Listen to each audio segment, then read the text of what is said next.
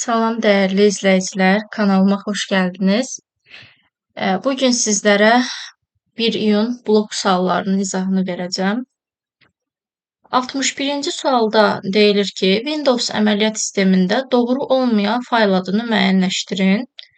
Bilirik ki, fayl adında kiçikdir, böyükdür, drop işarələridir, sonra deməli dırnaqdır, sualdır, qoşa nöqtədir. Bu simvollar olmaz. Ona görə cavab D variantı olur. Yəni qoşa nöqtə olduğuna görə. 62-də verib ki, Python dilində yazılmış proqramın nəticəsini müəyyənləşdir. X-in qiyməti 10 verilib. 10 bərabərdirmi 10-a? Bəli. If ödənibsə, onda if-in daxilini yerinə yetiririk. Y isə 20-dir. Bundan sonra Z-i hesablayırıq. Sətir X. X-i sətir tipinə çevirəndə dırnaqda 10 alırıq. Sonra dırnaqda boşluq verib, bir də sətir Y. Y də 20-dir, sətir tipinə çevirəndə dırnaqda 20 olur. Bilirik ki, sətirləri toplayanda birləşmə yaranır. 10, sonra biraz boşluq, sonra da 20, yəni yazılacaq. Print Z-ə görə də bu Z-in bu qiymətini çap eləyəcək. Bilirik ki, print də dırnaqları atır, formada çapa verir. 10, boşluq 20 olan variantlar hələ ki çoxsunda var. Bir dənə D-ni çıxa bilərəm. Sonra Y-i tapanda X-i 2-yə vurur. Əslində bunu tapmasaq da olar. Çünki Y sonradan 100 olubsa, bu sərbəstədir axı. Y 100 olub mütləq. Ona görə heç buna ehtiyac da yoxdur. Deməli, sətir X 10 idi də, yenə dırnaqda 10 olacaq. Dırnaqda boşluq, üstəcə sətir Y, dırnaqda 100. Yenə də sətirləri toplayanda birləşmə olur deyə 10, boşluq, sonra da 100 olacaq. Və print Z-ə görə bir də bunu çap eləyəcək. 10, 100. 10, 100 olan variant da olur A variantı. Verilib ki, bu ədədi 8-lik say sistemində ifadə eləyin. Bilirik ki, 7-lik say sistemindən 8-liyə birbaşa keçid yoxdur. Ona görə bunu 10-luğa çevirə bilərik əvvəlcə. 2 vuraq 7-nin kvadratı, yəni 49. 4 vuraq 7 üstü 1, 28. 6 vuraq 7 üstü 0 da elə 6-nı verir. Bunları toplayanda 132 alınır. İndi bu ədədi də 8-yə çevirəndə artıq 10-luq ədəddir də. 10-luqdan da 8-yə keçəndə 8-ə bölərək qalıqları axırdan əvvələ yanaşı yazırıq. Bu da deməli bir dəfə 8, deməli 52-də 6 dəfə 48, 4, 16-nı da 8-ə böləndə 2 dəfə, qalıqları da axırdan əvvələ düşsə 204 eləyəcək. Olacaq D bəndi. Sonra gəlir növbəti sual. Alqoritmin icrası nəticəsində A-nın son qiyməti 56 olubsa, A-nın ala biləcəyi ilkin qiymətlərin cəmini tap. Belə nömrələyək. Bu C-nin birinci qiymətidir. Biraz da böyüdüm ekranım. Və A-nın birinci qiyməti ilə C-nin birinci qiymətini bir-birinə vuranda C ikinci bir qiymət alır. Daha sonra A-nın son qiyməti 1 idi, C-nin son qiyməti isə ikinci qiymətidir. Bunların hasilini 3-ə böləndə də A ikinci qiymət alır. İndi tənlik kimi axırdan əvvələ doğru hesablayaq. 56 bərabərdirsə əgər A1 vur C2 böl 3-ə, buradan A1 vuraq C2 bərabərdir alırıq 168-də çarpaz vururuq. Həmin bu C2-nin yerinə bax bu ifadəni yazsam, A1 vuraq alıram -3 üstəgəl A1 vurulsun C1. Bu da bərabərdir 168-ə. C1-in qiyməti də 3 verildiyinə görə burada gəlin birbaşa 3 yazaq. İndi mötərizəni açsam, deməli -3 A1 üstəgəl 3 A1-in kvadratı 168-i də tənliyin bu biri tərəfinə keçirsəm, belə bir ifadə alıram. Bu da kvadrat tənlikdir də. İndi yerlərini düzəldim. 3A1-in kvadratı üstəgəl, daha doğrusu çıx 3A1, çıx 168 bərabər 0 eləyir. Və burada da deməli, hər tərəfi 3-ə bölsək daha da sadələşər. Onda, yəni çevrilmiş kvadrat tənliyi alırıq. A1-in kvadratı çıxaq A1 minus 168-i də 3-ə böləndə elə 56 idi. Bayaq 3-ə vurmuşduq. Bu bərabər eləyir 0-a. Diskriminantla ya da ki elə Viet teoremi ilə, yəni kökləri hasili -56, cəmi isə 1 verməlidir də, -1-in əksi. Bu da tapsaq, deməli, bir kökü olacaq 8, yəni A1-in 8 olacaq, digər A1 isə olacaq, deməli, -7. Çünki vuranda -56, toplayanda da əks işarə ilə götürmüş ikinci həddin əmsalını verir. Deyir ki, A-nın ala biləcəyi ilkin qiymətlərin cəmini tap. Yəni ilkin qiymət bu ikisindən biri ola bilər. Bunların cəmi nəyi verir bizə? 1-i. Aşağıdakı proqram fraqmentinin yerinə yetirilməsi nəticəsində hansı ifadənin qiyməti hesablanır? Təyinatlı suallarda çalışırıq ki, n-ə kiçik qiymət verməklə proqramın yəni nə işi icra etdiyini tapaq. Ən sadə 3 versək, burada 3 plus 1 4 alınır və i-nin qiymətləri 1-dən 4-ə qədər 1, 2, 3-ü götürür. İndi yoxlayaq. i 1 olanda p bərabər olur. p üstəgəl, yəni 0 üstəgəl 1 böl 1, elə 1. S də bərabər olur s üstəgəl. 0 üstəgəl i plus 1. 1 üstəgəl 1, 2, bölək də p 1-dir. Bu da bizə hələ ki 2-ni verir.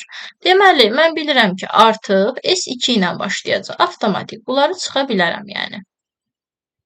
Sonra ikinci dəfə i-nin qiyməti 2 olanda p bərabər olur. P üstəgəl, yəni 1 üstəgəl, axırıncı qiymətini götürürük də. 1 bölək i-yə. 1 bölək 2-yə. Sonra s bərabər olur. S plus 2 idi də əvvəlki qiyməti. Bunun üstünə gəlirəm. I plus 1, yəni 2 plus 1 bölək p-ni. P-də belə verilir. Fikir versək, düsturda belə də saxlayıblar. Yəni 1 üstəgəl 1 bölək 2 kimi yəni saxlayıblar. A ilə D arasında fərq nədən ibarətdir? İkinci dövrdə mən surətdə 3 almışam, amma D-də isə elə 2 kimi saxlayıb. Axı i plus 1 hər dəfə 1 artmalıdır, nətər hər dəfə 2 qalsın? Deməli, onda elə A bəndidir də, bunu da çıxıram, qalır A. Yəni, heç 3-ə qədər yazmasaq da olar dövrü.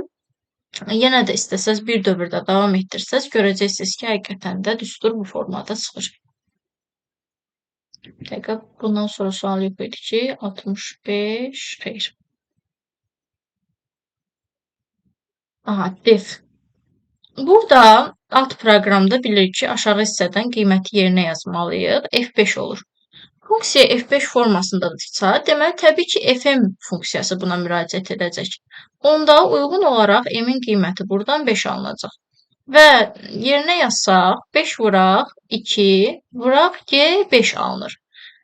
Bundan sonra tələsmirəm. Burada G5 yaza bilmərəm. Axı bu alt proqramdır. G5-i görən kimi bunu tapmağa gedir. K funksiyasından, K funksiyasından G5-i tapır. Çünki bunu gördükdə onun qiyməti ona məlum olmur deyə gedir həmin funksiyanı tapmağa. Bunu tapdıqdan sonra yerinə yazıb hesablayıram, ondan sonra davam eləyirəm. Uyğun olaraq buradan K-nın qiymətini 5 alırıq.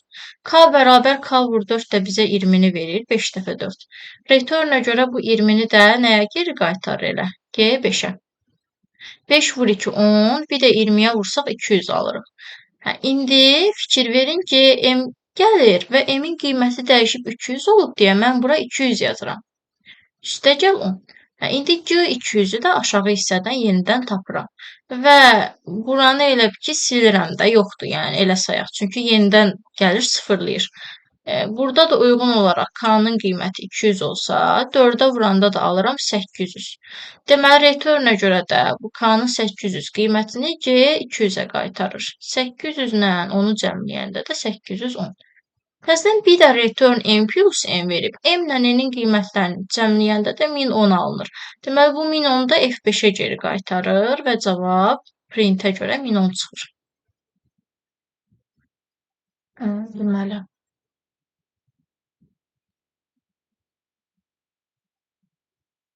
Bunu harda çəksəm, bunu burada çəksəm, yer yoxdur. Ona görə bu sualı gəlin buradan kəsək götürək.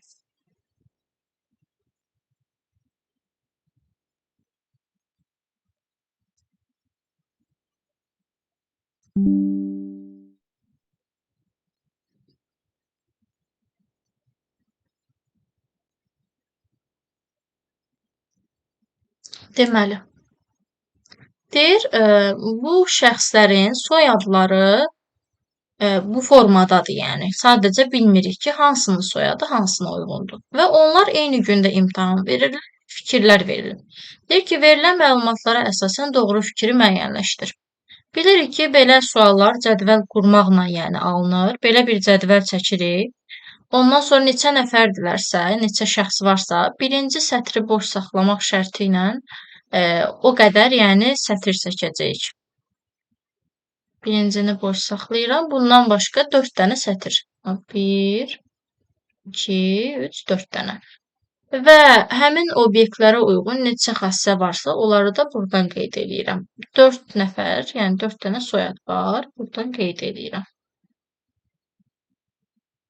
Əlavə olaraq burada imtahandan 5 və 3 qiyməti almaq məsələsi də var deyə 2 sətirdə artırıram. Birinə 5 yazım, birinə də 3. İndi soyadları yazsaq, Vəlikov, Pənahov,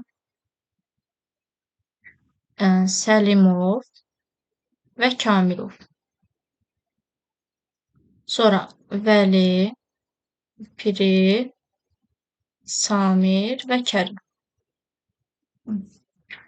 Və bizə deyir ki, Vəli və Səlimov imtahandan 5 alıblar. Vəli və Səlimov imtahandan 5 alıblarsa, onda Vəli Səlimov deyil də, onda belə çıxır ki. Deyir ki, Vəli və Səlimov. Deməli, Vəli ilə başqa bir şəxsdir ki, onun soyadıdır da Səlimov. Yəni, bu ikisi imtahandan 5 alıb. Deməli, onda Vəli üçün Səlimova çıx qoyuram. Sonra deyir ki, Piri və Vəlikov da imtahandan 3 alıblar. Onda belə çıxır ki, Piri də Vəlikov deyil də. Piri və Vəlikov ayrı-ayrı şəxslərdir. Bir də qeyd eləyək ki, Vəli imtahandan 5 alıb, hələ ki Səlimovun kim olduğunu bilmirəm. Piri də imtahandan 3 alıb. Bunu da qeyd elədim. Və eyni zamanda hətta bu iki fikirdən başqa bunu da çıxarda bilirəm ki, əgər Vəli imtahandan 5 alıbsa, Vəlikov da imtahandan 3 alıbsa, onda Vəli heç Vəlikov da deyil də. Düzdürmü? Vəlikov imtahandan 3 alıb. Vəli isə 5 alıb. Deməli, onda Vəli də Vəlikov deyil. Eyni zamanda Piri imtahandan 3 alıb, Səlimov isə 5 alıb. Deməli, onda Piri də Səlimov deyil. İki fikirdən yəni bir neçə dənə mühakimə yürüdə bildik. Sonra deyir, Vəlikovun boyu Pənahovdan hündürdür. Və belə yazımda Vəlikovun boyu Pənahovdan hündürdür. Kərimin boyu isə Pənahovdan qısadır. Fikir verin, onda Kərim də Vəlikov deyil də. Çünki Vəlikovun boyu Pənahovdan hündürdürsə, Kərimin boyu isə Pənahovdan qısadırsa, onda Kərim Vəlikov çıxmır. Onda Vəlikov kim olur onda? Samir. Onda Samirə digərləri üçün çıx yazsam, fikir verin, Səlimov üçün minuslar düzülüb də, kimə qalır burada Səlimov? Kərimə. Kərim onda Səlimovdursa, bunları da minuslayıram. Deməli, qalır burada Vəli, bir də Piri adlı şəxslərin soyadlarını tapmaq. Baxaq görək başqa bizə nə verib. Deyir, Samir və Pirinin boyları eynidir. Samir və Pirinin boyları eynidir. Buradan tapacağıq, amma biraz fikirləşək görək necə. Samir Vəlikovdur da, eləmi?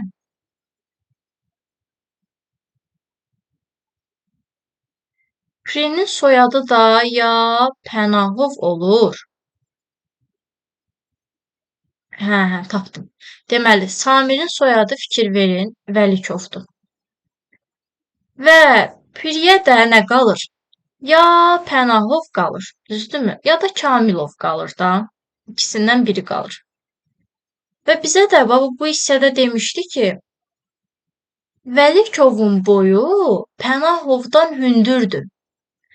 Əgər Samir Vəlikovdursa, Samirlə Pirinin boyları da eynidirsə, onda Vəlikov Piri ola bilməz də.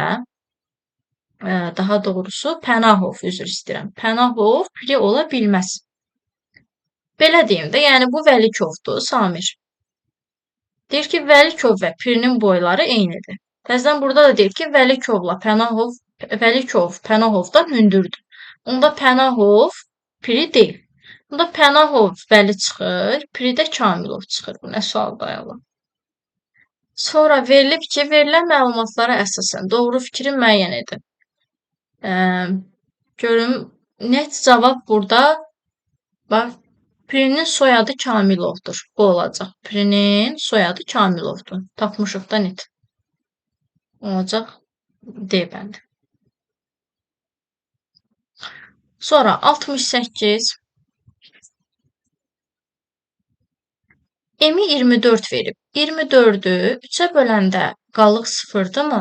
Bəli. Onda S plus 1. 0 plus 1 elə 1 eləyir. İf ödənibsə, bax bunun L-sinin üstünə xətt çəkirəm ki, çaşmayın. Bunu hesablamayacağım. M24-də axı. Bəs 24-ü 4-ə böləndə qalıq 6-dır? Xeyr. Onda if ödəmirsə elifi yoxlayıram. S-i 8-ə böləndə. S1-i də axı 1-i 8-ə böləndə qalıq 0-dırmı? Xeyr. Onda əks halda S-in üstünə 6 gəlir. 1-in üstünə də 6 gəlib 7 alır. Və bir dənə də sərbəst hədd verib, heç birindən asılı olmayan. Bunu da hesablayıram. S-in üstünə gəlirəm M-in qiymətini. Bu da eləyir 31. 31-i də çapa bilir. Verilənlər bazası cədvəlinə əsasən bu sorğu tətbiq edilərsə neçə yazı verilmiş sorğuya cavab verər? Platforma nömrəsi 2-dən fərqli olanlar, yəni 2 olmayanlar. 2 olmayanlar deyirsə, bax 1A 67, 2-dən fərqli olanlar. Sonra 2A 67, 1A 37, 2A 37, bir də 1A 29 çıxır. Sonra verib ki, or statusu bərabərdir gecikmədə olanlar. O bilirik ki, onsuz da birləşmə yaradır və fikir versək buranı mötərizəyə alıb deyə birinci mötərizənin içərisi hesablanmalıdır. Yəni bununla bu statusu gecikmədə olanları birləşdirəcəm. Yəni bir dəfəlik ardıcı yaza bilərəm ki, statusu gecikmədə olanlar da 1A 24, təkrar yoxdur. Bir də 2x 19. İndi bununla digərlərini kəsişdirəcəm. Dayanacaq bərabər ulduz n nə deməkdir? Yəni ki, adı n ilə bitənlər. Əvvəldə ixtiyari qədər simvol var, sonu n ilə bitir. 1A 28, fikir verin, n ilə bitənlər. Sonra elə burada işarələnir PDF-in üstündə n ilə qutaranlar. 1A 37, sonra 2A 37, 1A 24, 2x 19. Ənd kəsişmədir deyə ortaq olanları götürürük. 1A 28 yoxdur. Bu tərəfdə azdır deyə buradan baxıram. 1A 37 var. Burada da var, burada da. Bu birim. 2A 37 də var. Bu ikisi. 1A 24 də var. Bu üçü. 2x 19 da var. Bu da 4-ü. Olur Y bəndi 4 dənə. Ödəyənlər soruşur da bir də baxın. Bəli. HTML kod fraqmenti brauzerdə əks olunarkən nömrələnmiş siyahının birinci elementi hansı olar? Nömrələnmiş bilirik ki, all yaradır. Yəni ona görə buna ehtiyac yoxdur. Bunun da birinci elementi olur sıçan. Şəkil 1-də təsvir olunmuş qrafın qonşuluq matrisindəki birlərin sayı x-dir. Bu qrafı şəkil 2-dəki kimi ayrı-ayrı 2 qrafa bölsək, 2 qrafın qonşuluq matrisindəki birlərin ümumi sayı da y olar. X-cıq y-i tap. Deməli, birinci qrafda baxıram ki, əlaqəli qrafdır. Əlaqəli qrafda, yəni qonşuluq matrisindəki birlərin sayını necə tapırıq? Təbii ki, tirlərin sayını 2-yə vurmaqla. Çünki qonşuluq matrisi çəkəndə, məsəl üçün, bura A, bura da A, B yazıram, tutaq ki, A-dan fikir verin, B-yə yol varsa 1 yazırıq da qonşuluq matrisində. B-dən A-ya da yol var, 1 yazıram. Deməli, bax, bu tili mən cədvəldə 2 dəfə 1 ilə ifadə etmiş oluram.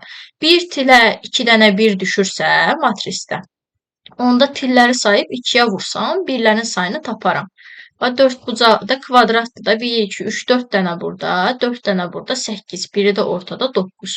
9-u da 2-yə vuranda 18 dənə 1 alıram, birinci qrafın qonşuluq matrisində.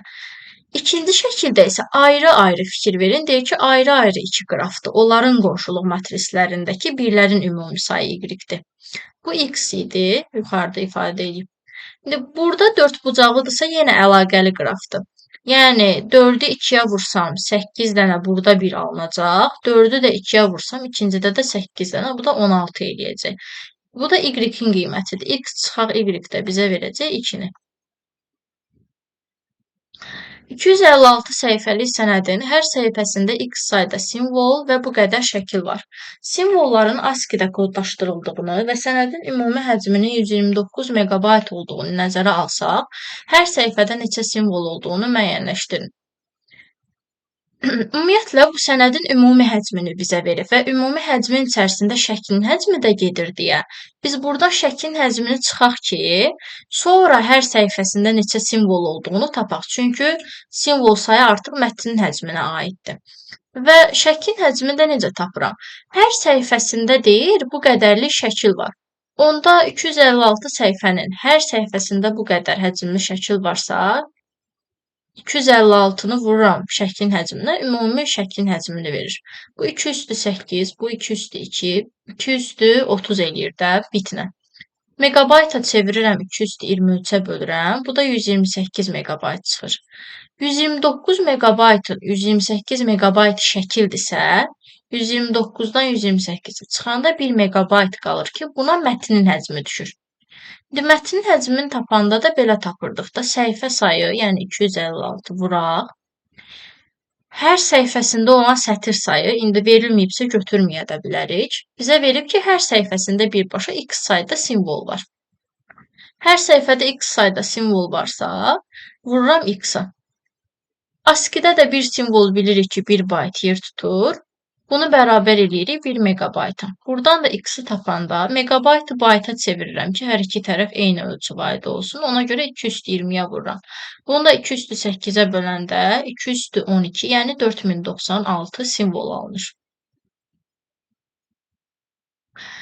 Əsası n olan say sistemində m və n-in ardıcıl rəqəmlər olduğu məlumdursa, m-in qiymətini tap. Burada onluğa çevirmək daha yaxşıdır. Onluğa çevirsək hər birini 5 vuraq n-in kvadratı. Elə ki, ixtiyari say sistemindən onluğa keçid eləyirik. M vuraq n üstü 1, yəni mn.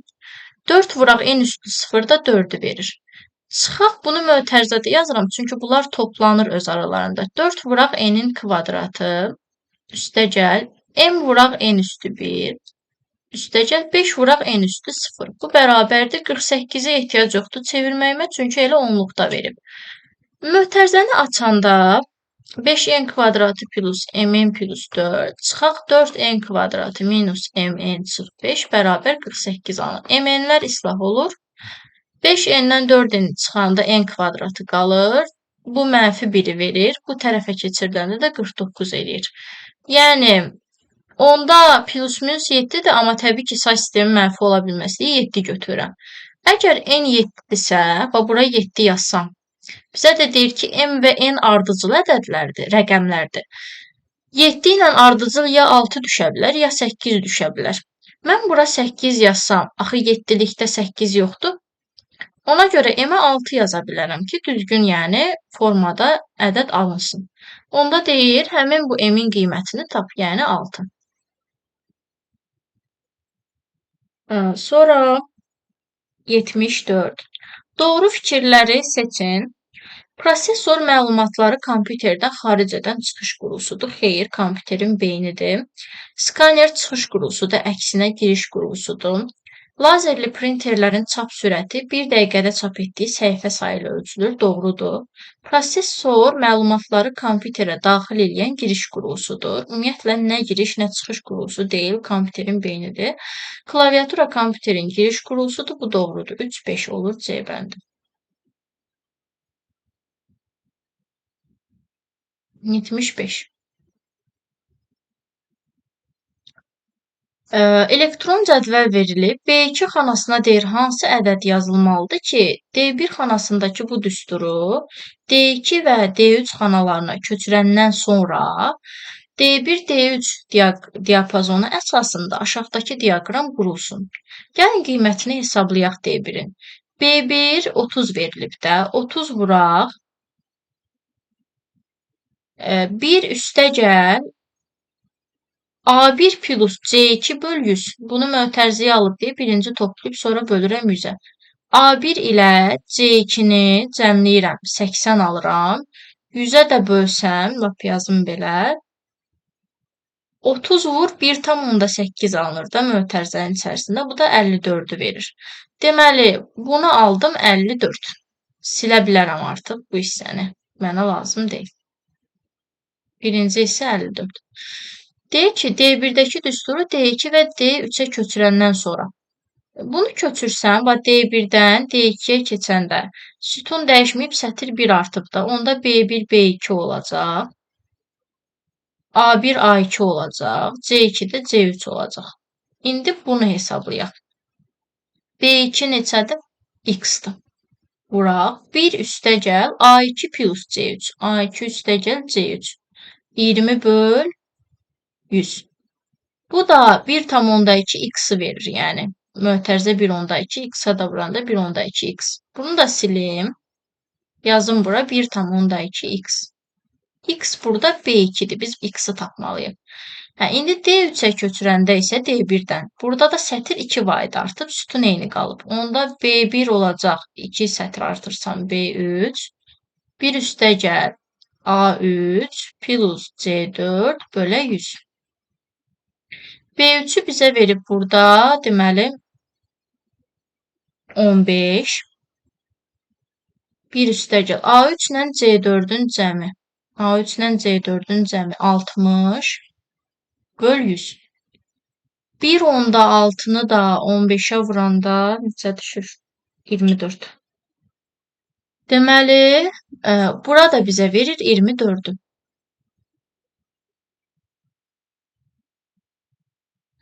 Və burada 1,2 x-a, məsəl üçün də 25 versəm tutaq ki, gəlib 30 neçə çıxır, səhv etmirəmsə. Buradan görünür ki, 54-45% daha uyğun gəlir. 54-ü 45% kimi götürsəm, qalan hamısının cəmini də 100% kimi götürsəm, oradan x-i tapa bilərəm. Bunları da toplayanda 78 plus 1,2 x düşür. Tənasüb kimi həll eləsək, 45 vuraq 78 plus 1,2 x bərabər olar 54 vuraq 100-ə. Hər tərəfi 9-a ixtisar aparsam, burada 5, burada 6 qalar. Mötərizəni açsam 390 plus 6x bərabərdir 600 alaram. 6x 210-dursa, x da buradan 35 çıxar. Bu formada. Uyğunluğu müəyyən edin. İnformasiyanın təqdim edilmə forması, qrafik, informasiyanın xassəsi etibarlı və obyektiv informasiya ola bilər. İnformasiyanın növü taktil, xətti də ki, algoritmə aiddir, növüdür. Yəni, bura heç aidiyyatı yoxdur. 1-ə Y, 2-yə BS, 3-ə A olur B variantı. Sonra 77. Deyir, proqramın icrası zamanı klaviaturadan belə bir ədəd daxil etsək, nəticəni müəyyənləşdir. 5682. İndi dövr eləyək. 5682 böyüdümü sıfırdan? Bəli. Əslində, bu standart bir proqramdır.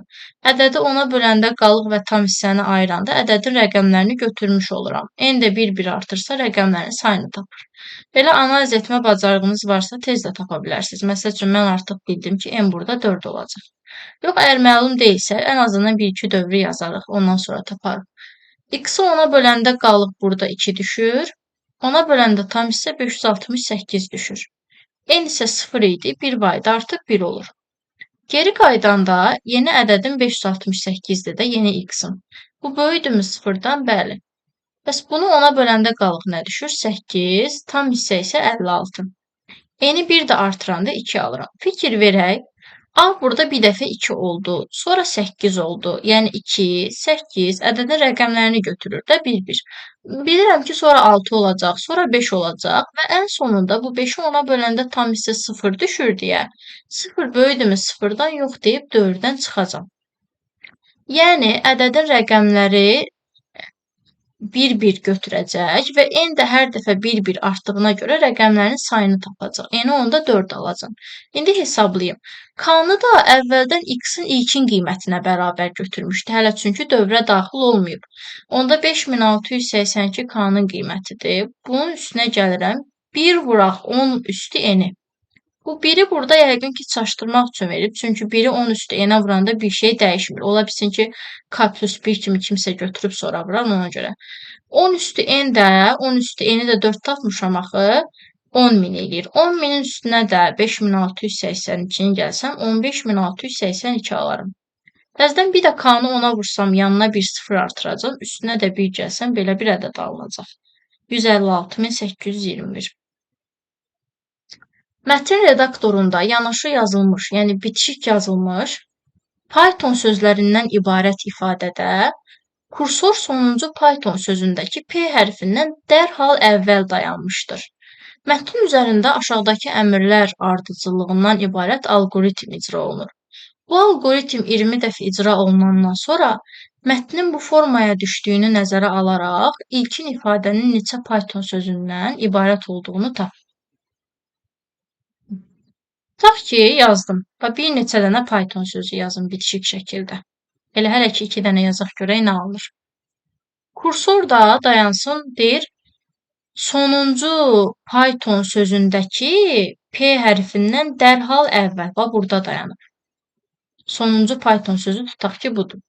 Deyir ki, bundan sonra 3 dəfə delete vurub. Delete sağa silir 3 dənə. 3 dənə sola keçirdir. Buradaydı, 3-ünü silir, 3 dənə də sola keçirdirsə silmədən. Belə bir şey alıram. Bu birinci dəfədə, yəni bir dəfə icra elədim. Görün, bir dəfə də icra eləyim, görək nə alıram. Növbəti dəfə icra eləyəndə 3 dəfə yenə delete vururam.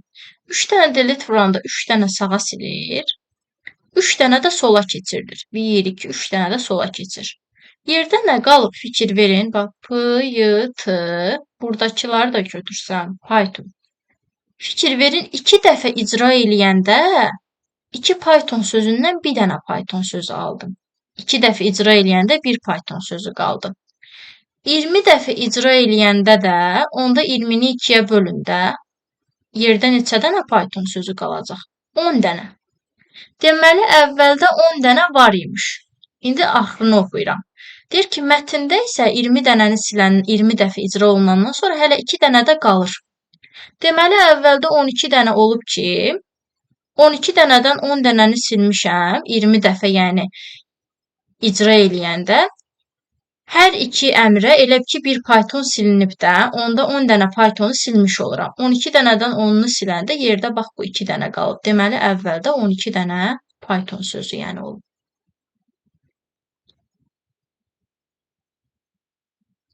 High color və true color sistemində bu yaxşı bir şeydir ki, belə veriblər. İki fərqli qrafik təsvirin birlikdə informasiya həcmi 120 megabaytdır. Deyir, bu təsvirdəki piksel sayının bərabər olduğunu bilərək, high colorda kodlaşdırılmış qrafik təsvirin informasiya həcmini tapın.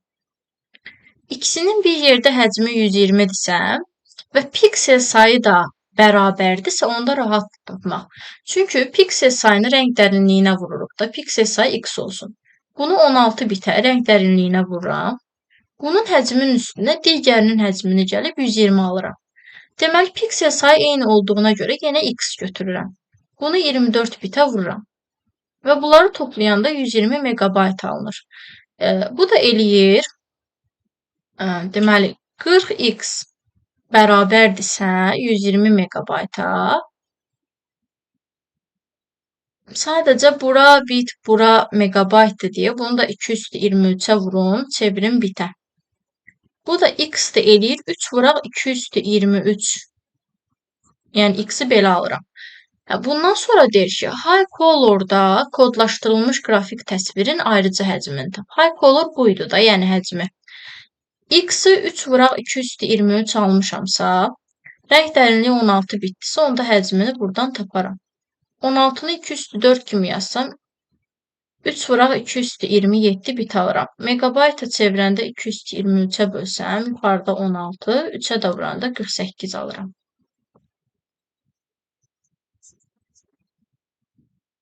80.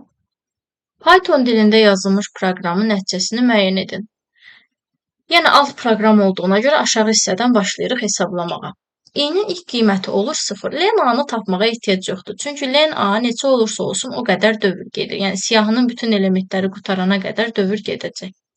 Və burada alınır ki, A-da 0-cı element bərabərdir. K A-da 0-cı element. A-da 0-cı element 13-dür deyə K 13 alınır. Və K 13-ü bu hissədən tapıram. Və buradan uyğun olaraq görürəm ki, B-nin qiyməti də 13-dür. Və burada başlayıram dövrü davam elətdirməyə. Əslində bu proqram artıq standart bir hal alıb və baxan kimi bilinir ki, ədədin sadə mürəkkəb olub olmadığını yoxlayır. Yenə də bilmiriksə tapaq. E-nin qiyməti 1 olur, B də 13 plus 1 14-ə qədər qiymət götürür.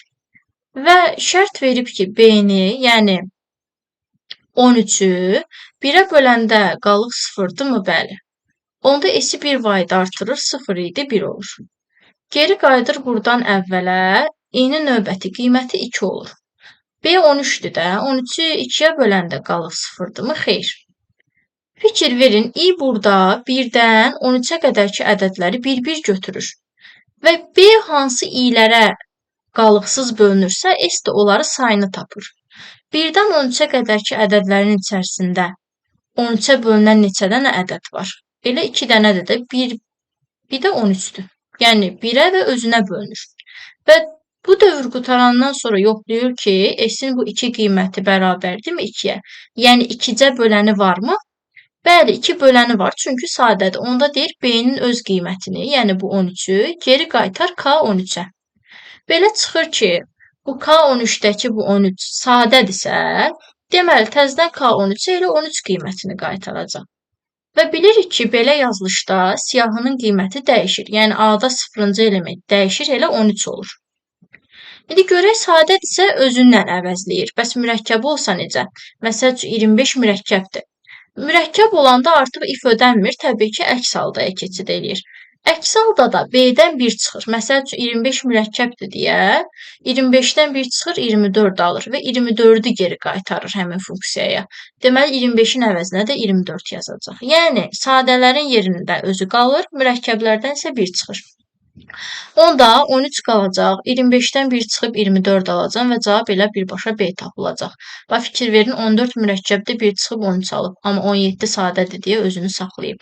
18 mürəkkəbdir deyə 1 çıxıb, 19 sadədir deyə özünü saxlayıb. 32 mürəkkəbdir deyə 1 çıxıb bu formada alınıb. Sonra gəlir deməli və 81. Aşağıdakı HTML kod fraqmenti web brauzerdə necə əks olunacaq? Deməli, TH bilirik ki, cədvəlin sütun başlıqlarını ifadə edir. 2 TH varsa burada 2 dənə sütun var. Birinci sütunda fən sözü yazılacaq, ikinci sütunda da müəllim sözü. Və fən sözü U təqinin daxilində yazıldığına görə altından xətt çəkilir. Müəllim sözü isə maili, yəni ki, kursivlə yazılır. Bilirik ki, sütun başlığı onsuz da qalın şriftlə yazılır. Yəni, B təqi olmasa da qalından yazılacaq. 1 hələ ki uyğundur. Fən sözünün altından xətt çəkilib, müəllim də kursivlə yazılıb. 2 isə səhvdir, yəni B variantı. Çünki burada müəllim sözünün altından da xətt çəkilib. Hələ ki, elə birinciyə uyğun tapın. C də hələ ki düzdür. D səhvdir. Çünki fən sözünün altına xətt çəkilməyib. Y də ola bilər hələ ki. İndi baxaq. TR sətirləri ifadə edir də. Deməli, bir TR açılıb qapanıbsa, bu bir sətri ifadə edir və 3 dənə burada TR var. Yəni 3 sətr olacaq. İkinci sətrin birinci xanasında olacaq riyaziyyat sözü və B qalınla yazılır. Yəni, riyaziyyat qalın şriftlə yazılacaq. Və qalan variantların hər birində riyaziyyat qalındır. Keçirəm o bir xanaya. Təranə müəllim sözü isə maili, yəni kursivlə yazılmalıdır. Təranə müəllim sözü kursiv şriftlə yazılmalıdır və bütün variantlarda da verib belə. Keçirəm o biri sətrə. İngilis dili sözü qalın şriftlə yazılmalıdır. İngilis dili sözü qalın şriftlə yazılmalıdır. Onda bunu çıxıram. Bax, İngilis dili qalından yazılmayıb. A-dan C qalır. Lalə müəllim sözü isə altından xətt çəkilməlidir. Deməli, onda C olur da, burada altından xətt çəkilməyib. Sonra gəlir 82. Elektron cədvəllə bağlı doğru fikirləri müəyyənləşdir. Deyir ki, bu diapazonda 10 xana var. Xana sayını tapanda bilirik ki, sətir sayını sütun sayına vururuq. Burada da B-dən F-ə neçə sütun var? B, C, D, E, F. Yəni 5 dənə sütun. Sətir sayını tapanda da 6 çıx 5, yəni 5-dən 6-ya neçə sətir var? 2-dən. Bu da eləyir 10. Bəli, 10 xana var, bir düzdür. Deyir, sam A2 qoşa nöqtə C5 düsturu A2 və C5 xanalarındakı ədədlərin cəmini tapır. Xeyr, axı qoşa nöqtə var, bu diapazondur da A2-dən C5-ə qədərki xanaların cəmidir. Ona görə 2 səhvdir. Deyir, bu mütləq istinaddır, səhvdir. Axı mütləq istinadda dollar əvvəldə yazılır. Belə olsaydı düz idi. Burada isə dolları sonra verib. Bu diapazon 4 sətirdən ibarətdir. 2-dən 5-ə, 2, 3, 4, 5, bəli 4 dənə sətir var. Bu diapazon 4 sütundan ibarətdir. Bu isə səhvdir.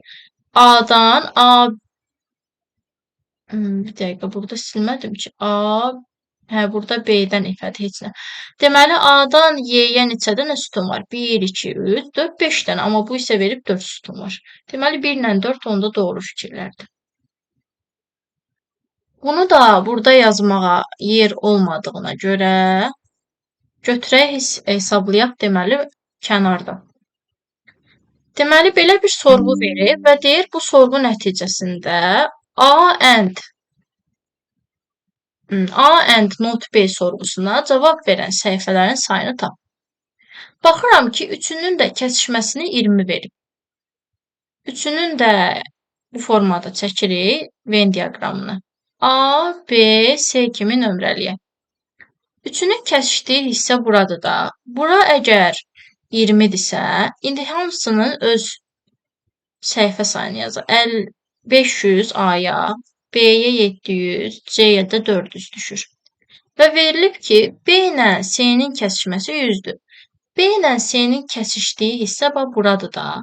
Əgər bura bütöv 100-dürsə, 20 bura qalanda burada 80 düşür ki, 100 eləsin. A-nın C-nin kəsişməsi isə bu hissədir. Bura isə verilib ki, 70-dir. Onda bura 50 olsun ki, cəmi 70-i versin. A ilə B-nin kəsişməsini verməyib. Ona görə buranı X götürəm. Və bu hissəni tapanda 400-dən bunların cəmini çıxsam, buranı tapa bilərəm. Bu da 150 eləyir də bunların üçünün cəmi. 400-dən 150-ni çıxanda da 250 qalır. Buranı isə tapanda 700-dən bu üçünün cəmini çıxacam. Bu 100-dür. 700-dən bu 100-ü çıxıram. 20 ilə 80-in cəmini. Bir də X-i çıxıram da. Bu da mənə verir 600 minus X. Yəni bura qalır. 600 çıxaq X. Buranı da tapanda 500-dən 50 plus 20, 70 çıx X-i, yəni X-i çıxıram. Bu da eləyir 430 minus X. Bilirik ki, OR üçünün də birləşməsidir də. Bax, üçünün də birləşməsi 1300-dür. Yəni hamısını cəmləsəm 1300 alacam. Onda 430 çıxaq X, üstə gəl X, plus 600 minus X, plus bunların cəmi 150, üstə gəl 250 bərabərdir 1300-ə. Bu verir 400-ü. 400-dən 600-ün cəmi 1000-i. 1000-in üstünə də 430 gələndə 1430 alıram. Mənfi x-la müsbət x gedir. Çıx x bərabərdir 1300. X-i də buradan 130 alıram. Bizə indi görək nəyi soruşur. Deyir A and not B. Yəni A ilə B-nin deyir kəsişməsindən, yəni A-nın daha doğrusu B-yə aid olmayan hissəsi deyir. Not B nə deməkdir? B-ni çıxart da. A-nın B-yə aid olmayan hissəsi deyirsə, bax, A-nın B-yə aid olmayan hissəsi bura düşür. B-də olmayan hissəsi çünki oradır. İndi buranı da tapsam, 430-dan çıxıram X-i ki, bu hissəni tapa bilim. X-i də biz 130 tapmışdıq. Bura eləyir 300. Yəni bu hissə, bu hissə 300-dür. Bir də burada 50 də var axı. Və bu hissə də B-yə daxil deyil də. 300-ün üstünə də o 50-ni gələndə 350 alınır. Yəni cavab olur 350. Sonra alqoritm verib. Alqoritmin icrasından sonra A dəyişəninin qiyməti neçə olar?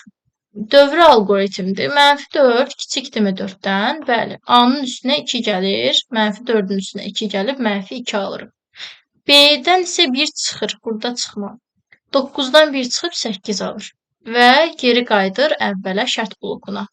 A -2-dir də. Kiçikdirmi 4-dən? Bəli. A-nın üstünə 2 gələndə 0 alınır. B-dən 1 çıxanda 7 alınır. Bir də geri qayıdır. A 0-da kiçikdirmi 4-dən? Bəli. A-nın üstünə 2 gəlib 2 alır. B-dən 1 çıxıb 6 alır. Bir də geri qayıdanda 2 kiçikdirmi 4-dən? Bəli. A-nı 2 artırır 4 alır. B-dən 1 çıxır 5 qalır. Bir də geri qaydanda 4 kiçikdirmi 4-dən? Yox cavabı alıb düşürəm o bir alqoritmi hesablamağa. Və ikinci alqoritmdə B5-i də artıq son qiymətlə davam eləyəcək. 5 çıx 1 4-ü verəcək. A-nın da son qiyməti 4 idi deyə üstünə 2 gəlib 6 alacaq. B, yəni 4 böyükdürmü 1-dən? Bəli. Geri qayıdacaq bax bu hissəyə. B-dən 1 çıxıb 3 qalacaq. A-nı 2 artırıb 8 olacaq. B böyükdürmü 1-dən? Bəli. Bir də geri qayıtsa, B-dən 1 çıxıb 2 alacaq. A-nı 2 artırıb 10 alacaq. B böyükdürmü 1-dən? Bəli. Bir də geri qaydanda B-dən 1 çıxanda 1 qalır. A-nı 2 artıranda 12 olur. 1 böyükdürmü 1-dən? Xeyr. Dövrdən çıxıb A-nı istəyir. Bu da 12 olur.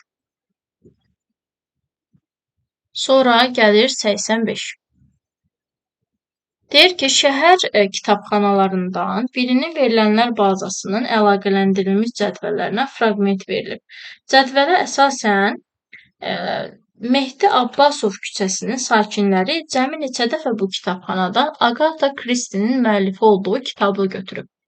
Ümumiyyətlə, Agatha Christie'nin müəllifi olduğu kitabların ID kodlarına baxsam 56 ilə 35-dir. Hə, bir də var, 75.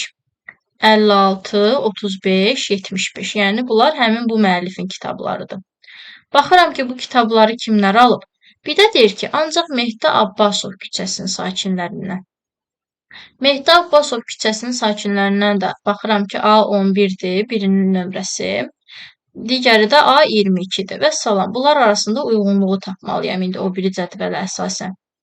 Deməli, A11 56-nı götürüb. Yuxarıda qaldı. Eyb yox, təzədən yazıb. 56, 35, 75. Bir də A11 və A22 idi də. Hə. A11 56-nı götürüb. Bu biri. A11 35-i götürüb. Bu ikisi. A22 götürüb 56-nı. Bu üçü. A22 87 götürüb, amma Agatha Christie'nin kitabı deyil. Ona görə bunu götürmürəm. A11 20 götürüb. 20 də həmin kitablara aid deyil. Ona görə bu da olmaz. Amma 75 olar. Deməli, 1, 2, 3, 4 dənə kitab.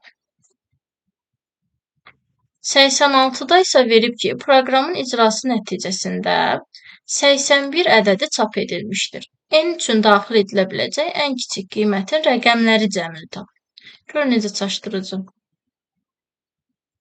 Deməli, N-in qiymətini 272 ilə müqayisə edib. Burada ən kiçik nə olsa, yəni dövrdən çıxaram, onu fikirləşirəm.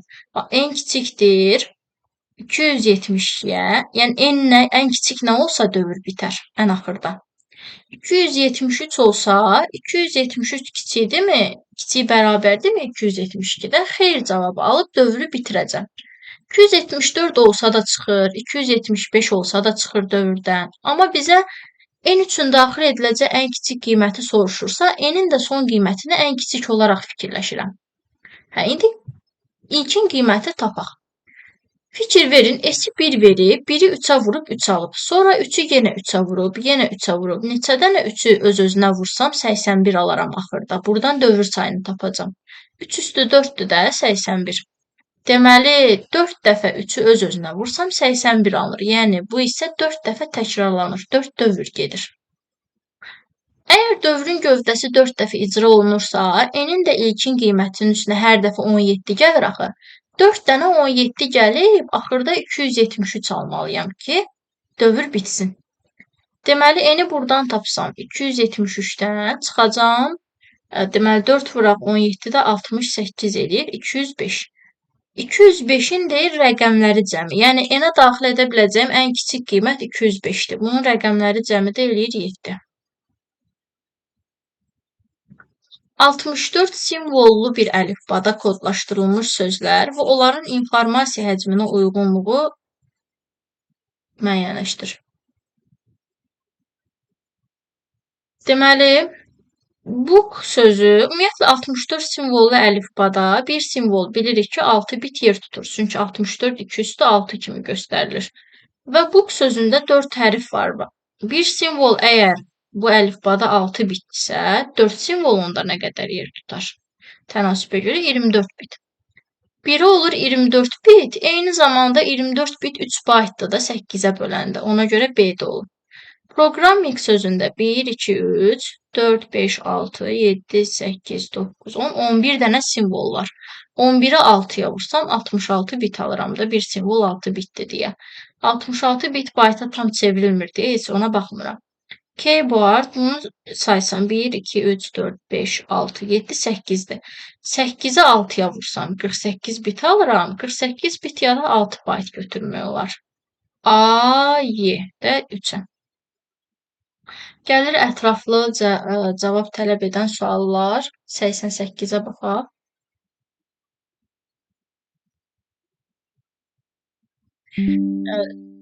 88 asan sualdır.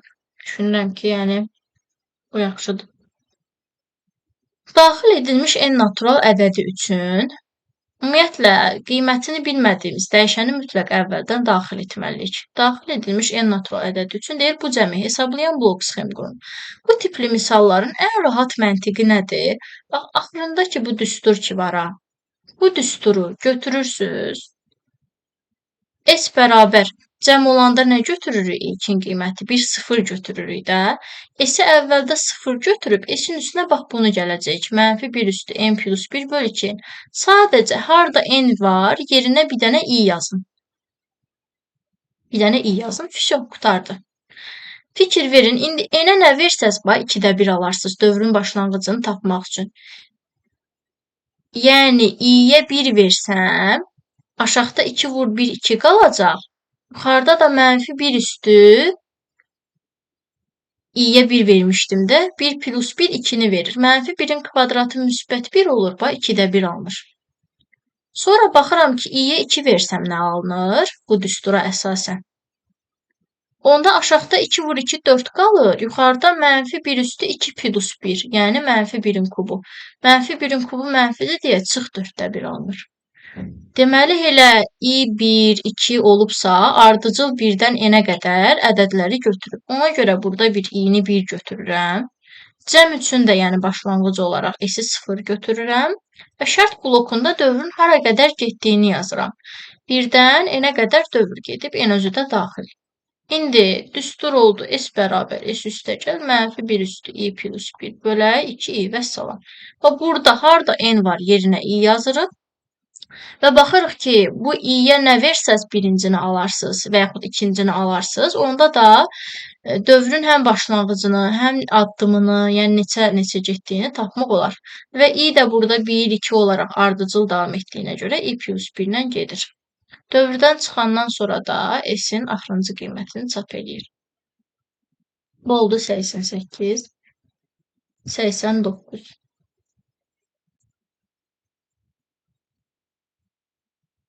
Açığı 89 tipində misal, yəni testlərdə yox idi, amma o biri 2 tipdə var idi. Bu biraz düşündürücü və fərqli bir sualdır.